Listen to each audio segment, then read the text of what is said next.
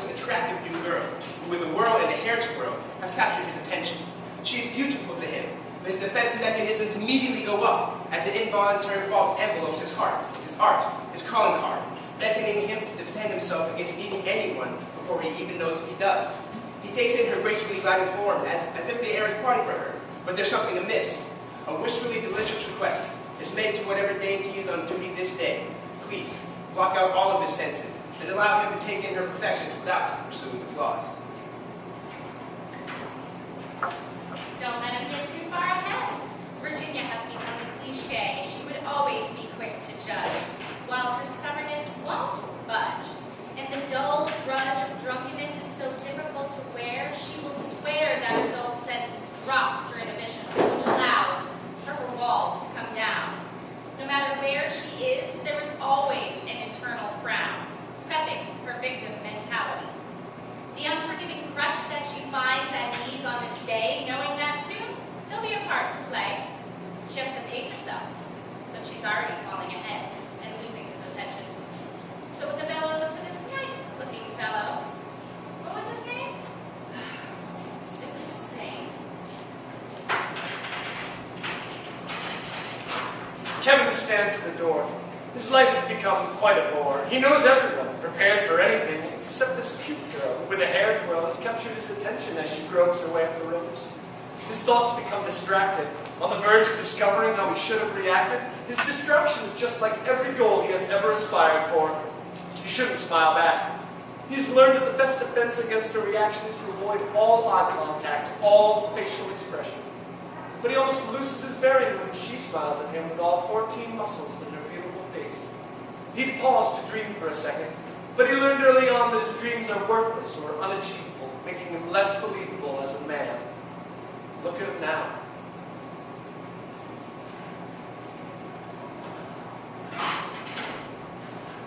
Laura is fashionably familiar face for which you would think would hurry her gait. Instead, she strolls up without showing cause for alarm to any. No remorse, not a morsel of empathy for those standing in line in front and behind. She tries to make conversation. This is just a ploy, an attempt to appease those around her. She's rude, her crudeness oozing out of every pore, posturizing her spot in line. We yearn for someone to speak up.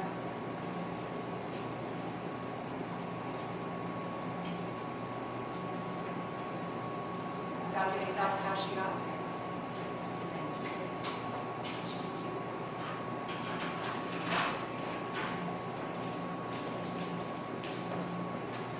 Griffin stands impatiently, waiting his turn in the line. Anxious to see if the count will be right, if he'll fit where he is destined to go. Short fuse, shortens life, no excuse. Something's alive. He breathes in the air around him as he sees her enter the line. Nothing is fine, not in this line. Nothing is fine at all.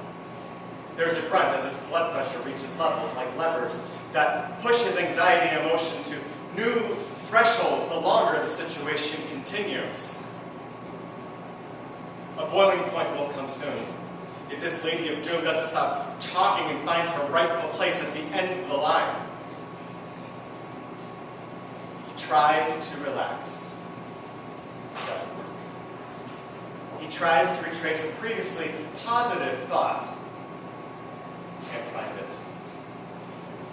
He tries to find an excuse not to light the fuse, but it's too late. It's too late. And a positive outcome for this girl is no longer a concern. A thought. She is cute.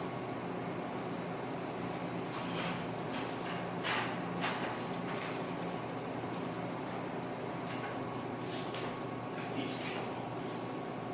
Too many to count.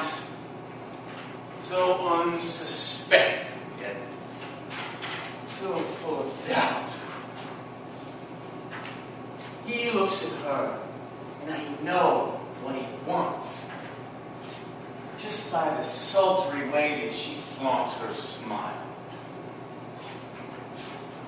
And this guy, no one this. Look at this bitch. She must need a kiss. I will bet you no one can stand her attitude or style, and cute will only get you by for a while. Then there's the bouncer with the poker face. He has no idea how quickly he'll be replaced. I don't have a backstory that I'm willing to tell. And after this night, I'll be partying in hell. I want to remember their looks as they die. I wonder if she screams before or after she cries. Oh, sure, I've got dysfunction coming out of my ass. I'm crass, I'm rude, I'm prideful. And there are reasons that I will never last. I'm going to break the eventuality of each little ripple, the accumulation of every mistake. And with broken, I know it's on your minds. Of course I am. But I'm a breaker in kind. Don't feel sorry for me. I don't need your charity. No one's ever believed in me, so I'm going to give out some clarity. They'll feed you their lies. Their untold stories will now be brought forth. But they don't deserve to live. They don't have any self-worth. I'm here to do unspeakable deeds. So get down on your knees and let me hear you plead.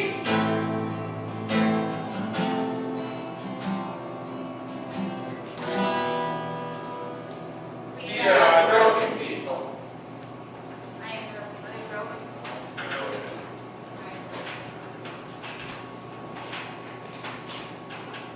Scared to death to even walk through the door, as doors represent places to hide behind, to cry behind, and even keep secrets behind. Walking up to school on the first day would be the least frightening thing I would ever do. But who knew? I was broken when I was 5. No time to learn to dive or sink or swim when I was pushed into the pool that is life. The strife I felt the moment I entered kindergarten realized I was different, similar, still different. I hung my head in shame from the blame others would eventually place on me for not understanding the culture of the class or the disparity in what was already learned. I had to play catch-up. I was broken when I was 5. But now I feel alive as guard of the door at the end of the ropes.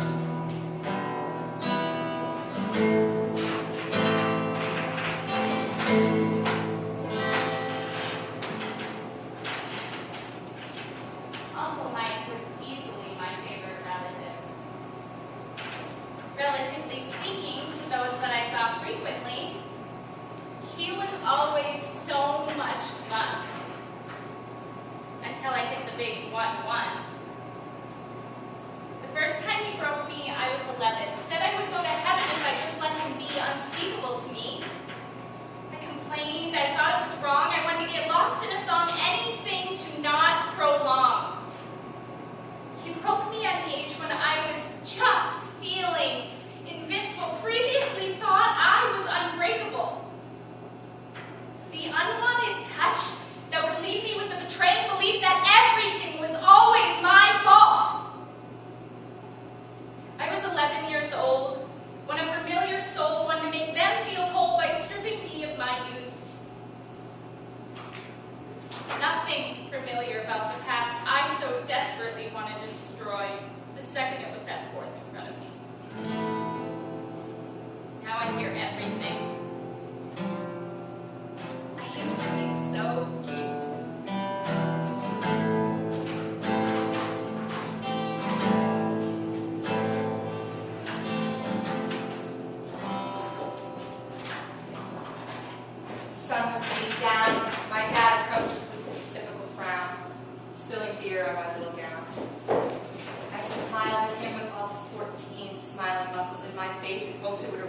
thoughts of what a disgrace, or maybe that he would notice how cute I was trying to be.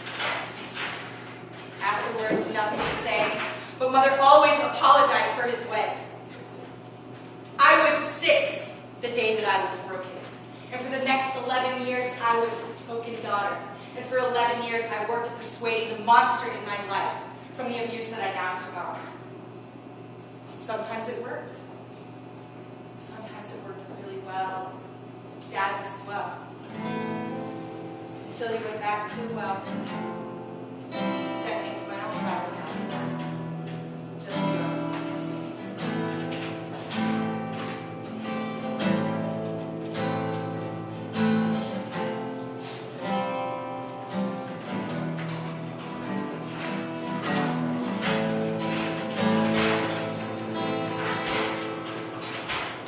There's something wrong with your son. He's wired wrong. He's long gone. There's no hope for whatever he's already done. Let's medicate. Perhaps meditate. We can recreate the moment that he first showed signs. I've heard it all over the years, over the tears, and then over the beers. Lots of beers. Too many beers that don't erase them. I'm medicated to have no fears but be bold. Why be calm when you can scold? Why choose peace when there's always cold? The accident that nearly took me away did so in a different way. The head injury I suffered at 16 had so many ramifications that pluralizing the word doesn't do it justice.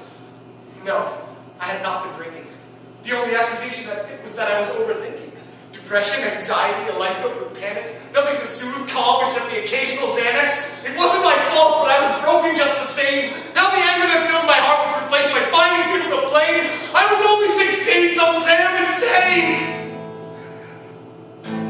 Why did you have to be so cute?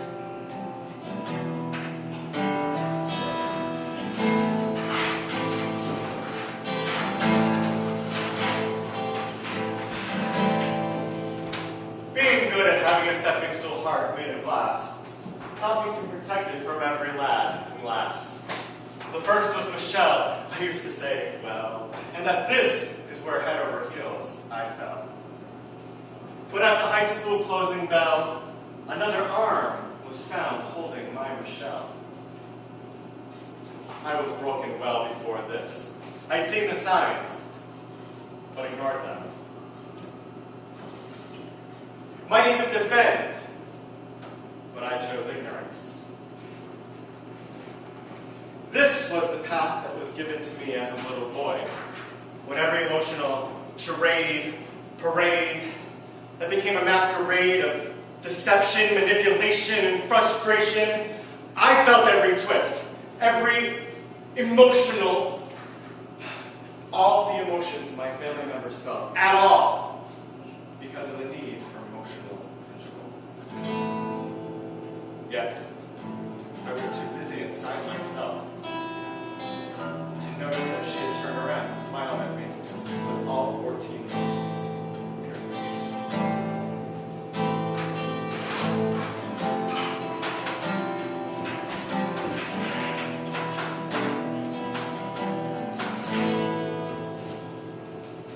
The alley was dark, just off the park. A shortcut that would cut short my youth. No need for proof. I made choices that night. I was enamored by his essence, his presence, his infatuation with me. He was already there, waiting to give me a secret that I would relive over and over again. Tall, dark, and handsome, he was waiting for me, but here's the part that you don't see. Because I can't show you. I was in love with him, but our love was forbidden, and if I could, I would have forgiven this transgression. An echo would rise of the choices and voices that night that I was a victim! Except, that wasn't true. I was only a victim because it wasn't you. Because I believed our love to be true. Now, there's a part to play.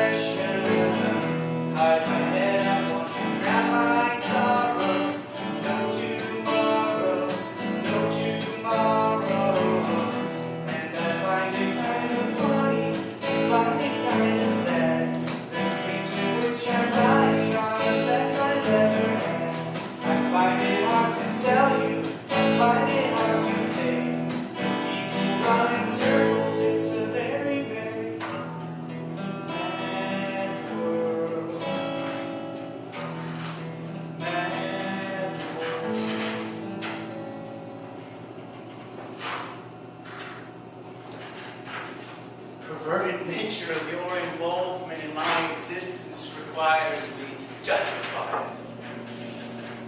So fine. One small concession in a sea of excuses. Oh, sure. I was hit. I was beat. My father put out cigarettes on my feet. Do you feel sorry for me? It's too late. My mother was a drugged-out loser, a 12-step boozer who couldn't get out of her own way. Not now. You probably do, but you don't know why. My mom didn't have anything to say, despite my request while I used to pray. Prayers weren't answered. Nothing coming from above. No compassion, no gift for life or satisfaction. The hole in the middle of my life caused me to beat my first wife. That's what she would say. The darkness that voided out my ability to reason erupted no matter the season and kept me alive. No motherly love, nothing coming from above, no reason to make amends. It was all or nothing. And it all spelled out one word.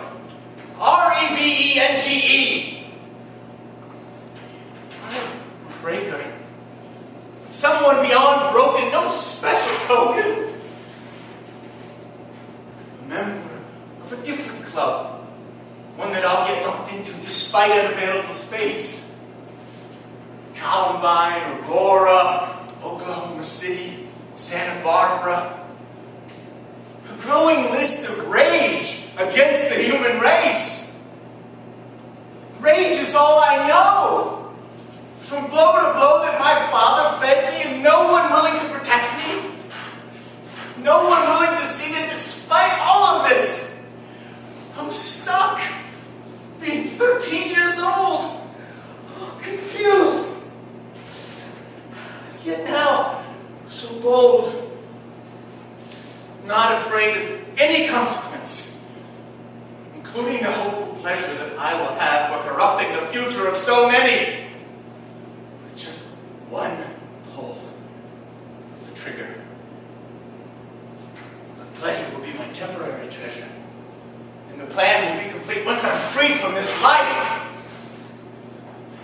I am a breaker, equal parts enforcer and taker. I'm beyond broken because you didn't care.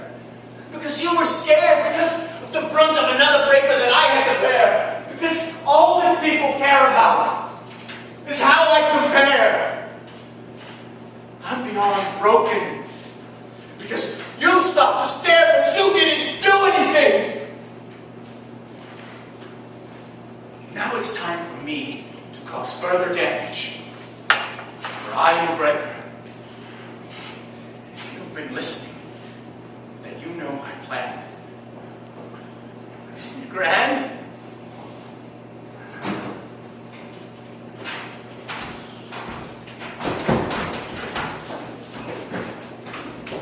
Hey, it's going to be all right. No, it won't. I can't sense any emotion. What's wrong? What's going on?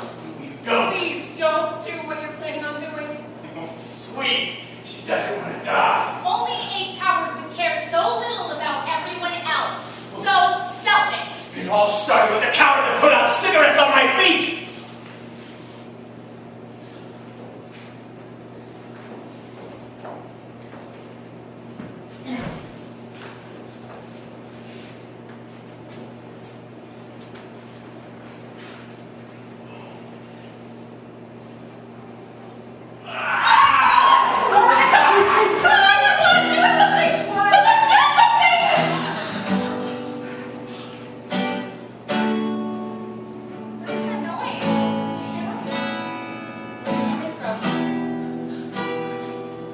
It's our rally cry, the triumphant anthem of those that wanted to give up, of those that were told to give up, and of those that tried to give up and survived. We are the broken people. We are the most powerful people in the world. We are the broken people. Power to persuade, masculine, beautiful men, catering to every motivation that is sincerity and refuses to be less than amazing. We are the broken people. Our awareness is so strong that we can hear the anger in your footsteps, the love in your fingertips, and the coldness your shoulders represent. We are the broken people. The empathy that bridges the gap between our eyes and we breathe in our peering essence, which keeps tragedy from stinging your heart. We are the broken people. For every dysfunction, wall of protection is an equally powerful ability that we will use to better you, to help you, to save you. And we only ask that you take a walk in our shoes. We We are